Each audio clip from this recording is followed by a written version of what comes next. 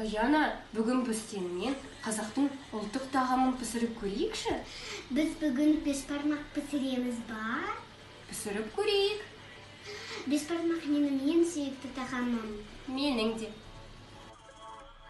Алдымен қазанмен тұздалған етті су құйып қайнатамыз.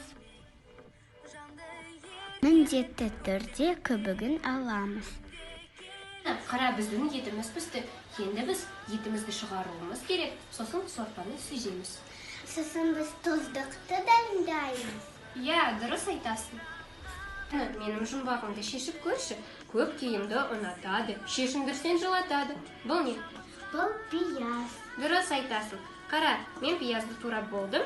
Енді тұздық жасауға болады. Енді тұз, бұрыш және сорпа қосу керек. Дұрыс айтасың.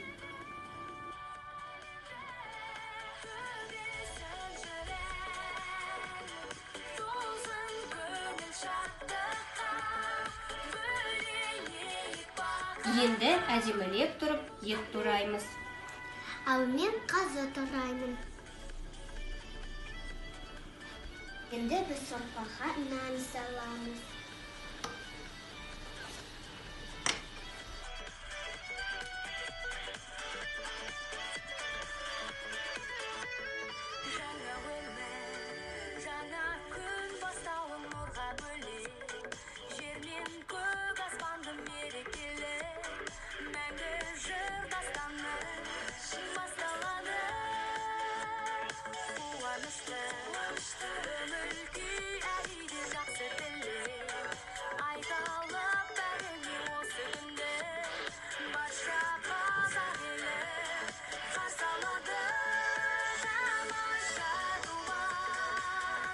Насындай бешбармақ шықты, астарыңыз дәмді болсын.